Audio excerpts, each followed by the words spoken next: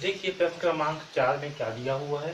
निम्न समीकरण निकायों के एक अद्वितीय हल के लिए के का मान ज्ञात कीजिए। ओके, हमें क्या करना है, हमें जो है अद्वितीय हल के लिए के का मान ज्ञात करना है।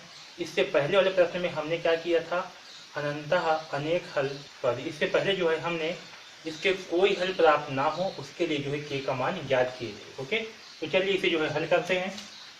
तो देखिए यहाँ पर समीकरण क्या दिया हुआ है, हमें दिया हुआ है के एक्स प्लस 2y बराबर 5। ओके, दूसरा समीकरण है 3x प्लस वाई बराबर 1। यहाँ पास a1 का मान क्या होगा, तो a1 का मान होगा k। इसी प्रकार से a2 का मान क्या होगा, तो a2 का मान होगा 3। ओके, b1 का मान क्या होगा, तो b1 का मान होगा 2। और b2 का मान क्या होगा, तो b2 का मान होगा 1। इसी प्रकार से C1 का मान क्या होगा 5 और C2 का मान क्या होगा 1 होगा। ठीक है, आया समझ में इतना। अब देखिए हमें क्या करना है, अद्वितीय हल के लिए के का मान निकालना है। तो अद्वितीय हल के लिए समीकरण क्या होता है, अद्वितीय हल। तो अद्वितीय हल के लिए समीकरण होता है a1 बटे a2 बराबर नहीं होगा b1 बटे b2 का। ओके, तो हम क्या करेंगे, इस समीकरण में जो है a1 a2 b1 b2 का मान को रखेंगे। चलिए रखते हैं। देखिए a1 का मान है k, a2 का मान है 3, ये बराबर नहीं होगा इसके b1 का मान है 2 और b2 का मान है 1। ओके, अब इसे जो है आगे हल करते हैं तो क्या होगा, 1 का गुणा जो है k के साथ में होगा और 3 का गुणा जो है 2 के साथ में होगा। तो यहाँ होगा 1 इंटू k इंटू 1 और 3 इंटू 2। ओके, यानी कि k ये जो है बराबर नहीं होगा 3 दूनी 6 का। ओके, तो यहाँ पास क्या होगा, k का मान जो है 6 के बराबर नहीं होगा। ओके, तो हमें क्या प्राप्त हुआ, हमें जो है प्राप्त हुआ कि जो है बराबर नहीं होगा 6 का। इसका मतलब क्या होता है, इस सिंबल का, इस सिंबल का मतलब होता है बराबर नहीं होना, does not equal to. Okay, अतः k का मान 6 के अतिरिक्त अन्य कोई वास्तविक संख्या हो सकता है, k का मान 6 नहीं होगा। आया समझ में। इस प्रकार से जो है चौथा का पहला प्रश्न को हल करेंगे और k का मान निकालेंगे। तो k का मान क्या होगा, k का मान 6 नहीं होगा, उसके अलावा अन्य कोई वास्तविक संख्या हो सकता है। ओके, अब देखिए दूसरा प्रश्न क्या है, x माइनस 2y बराबर 3x प्लस के वाई बराबर 1। इसके लिए भी क्या करना है, हमें अद्वितीय हल के लिए k का मान याद करनी है। तो चलिए हल करते हैं।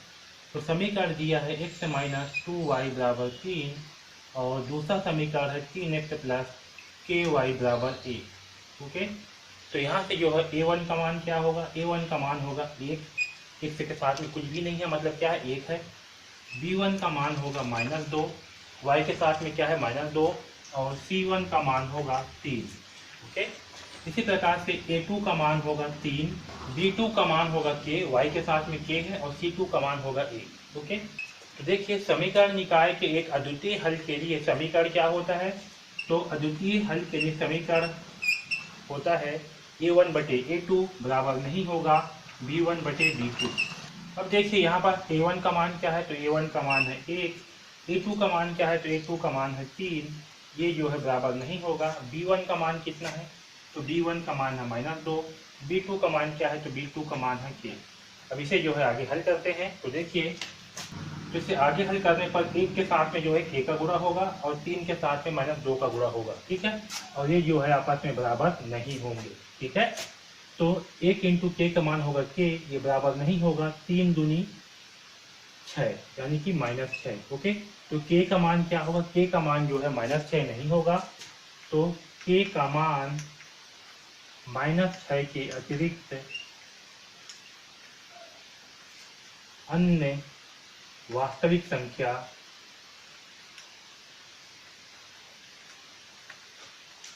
हो सकती है। ओके, हो सकता है। ठीक है, तो k का मान क्या क्या नहीं होगा, k का मान जो है -6 नहीं होगा, इसके अलावा अन्य कोई वास्तविक संख्या हो सकती है। ठीक है, तो इस प्रकार से जो है चौथा का दूसरा प्रश्न को हल करेंगे। यहाँ पास k का मान -6 नहीं होगा। ओके, अब देखिए तीसरा प्रश्न को हल करते हैं, चौथा का तीसरा। इसमें भी क्या करना है, हमें एक अद्वितीय हल के लिए k का मान जो है ज्ञात करनी है। तो पहला समीकरण है kx प्लस 3y बराबर k माइनस 3। ओके, और दूसरा समीकरण है 12x प्लस के वाई बराबर k। तो देखिए पहला समीकरण के एक्स प्लस 3y बराबर के माइनस 3। और दूसरा समीकरण है 12x प्लस के वाई बराबर के। तो देखिए समीकरण 1 से a1 का मान क्या होगा के, ओके, b1 का मान क्या होगा 3 और c1 का मान होगा के माइनस 3। इसी प्रकार से समीकरण 2 से a2 का मान होगा 12 और b2 का मान होगा के और c2 का मान होगा के, ओके। तो समीकरण निकाय के अद्वितीय हल के लिए समीकरण क्या होगा, a1 बटे a2 बराबर नहीं होगा b1 बटे b2 का, ओके। तो यहाँ पर देखिए a1 का मान क्या होगा, तो a1 का मान होगा k बटे a2 का मान कितना होगा, तो a2 का मान होगा 12। ये जो है बराबर नहीं होगा किसके, b1 का मान कितना है 3 बटे k, ओके। b2 का मान क्या है k। अब इसे जो है हल करते हैं तो देखिए तो यहाँ पास क्या प्राप्त होगा, हमें k का गुणा होगा k के साथ में और 3 के साथ में गुणा होगा 12 का, यानी कि k इंटू के बराबर नहीं होगा 12 इंटू 3। तो k इंटू के का मान होगा k का वर्ग, ये बराबर नहीं होगा 12 किया 36 के, ओके। अब यहाँ से जो है k का मान निकालेंगे तो क्या होगा, ये जो है बराबर नहीं होगा। अब देखिए यहाँ क्या है, k का वर्ग है, तो इस सब जब पक्षांतर होगा तो क्या होगा, ये जो है k का ये जो है वर्गमूल हो जाएगा, तो ये होगा वर्गमूल 36। और वर्गमूल 36 का मान हमें क्या प्राप्त होगा, हमें जो है प्लस माइनस 6 प्राप्त होगा, ठीक है। 36 को हम क्या लिख सकते हैं, 36 को हम जो है लिख सकते हैं वर्गमूल 6 इंटू 6 और 6 इंटू 6 का मान क्या होगा 6 होगा, ठीक है। तो k का मान क्या होगा, k का मान जो है प्लस माइनस 6 नहीं होगा, इसके अलावा कोई अन्य वास्तविक संख्याएं हो सकती है। अतः लिखना है k का मान प्लस माइनस 6 के अतिरिक्त अन्य वास्तविक संख्या हो सकती है, ठीक है। तो k का मान क्या नहीं होगा, k का मान जो है प्लस माइनस 6 नहीं होगा, इसके अलावा जितने भी वास्तविक संख्याएं हैं वो हो सकती है, ओके। तो इस प्रकार से जो है हम चौथा का तीसरा प्रश्न को हल करेंगे, ओके।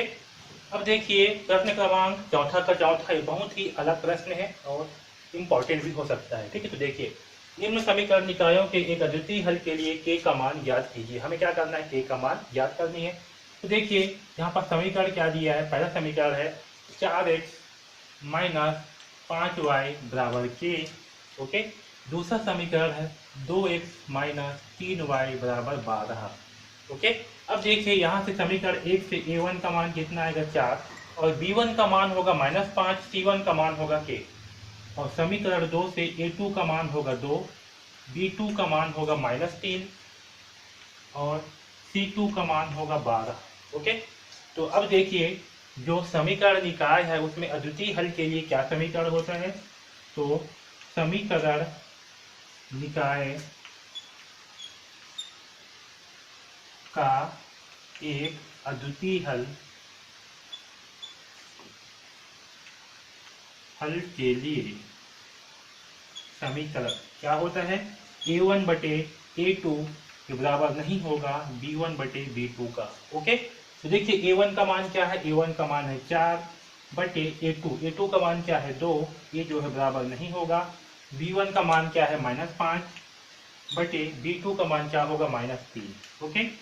अब चलिए इसे आगे हल करते हैं। तो देखिए यहाँ पास क्या है, कहीं पास भी जो है k हमें दिखाई नहीं दे रहा है, यहाँ पास कहीं पास भी k नहीं है, ओके। देखिए यहाँ पास जो है a1 बटे a2 बराबर नहीं होगा b1 बटे b2, यहाँ पास हमें k का मान, यहाँ पास कोई भी जो है k नहीं है, इसलिए क्या होगा, क्योंकि यहाँ पास k नहीं है अतः k का मान कोई भी वास्तविक संख्या हो सकता है, ओके। तो इस प्रकार से जो है आपको इसे लिखना पड़ेगा, ठीक है, आया समझ में। और इस प्रकार से जो है हम प्रश्न क्रमांक चौथा का चौथा प्रश्न को हल करेंगे, क्योंकि यहाँ पास जो है k नहीं है, इसलिए k का मान कोई भी वास्तविक संख्या हो सकता है, ओके। तो इस प्रकार से जो है हम चौथा प्रश्न के सारे प्रश्नों को हल किए और सारे प्रश्नों को हल करेंगे, ओके।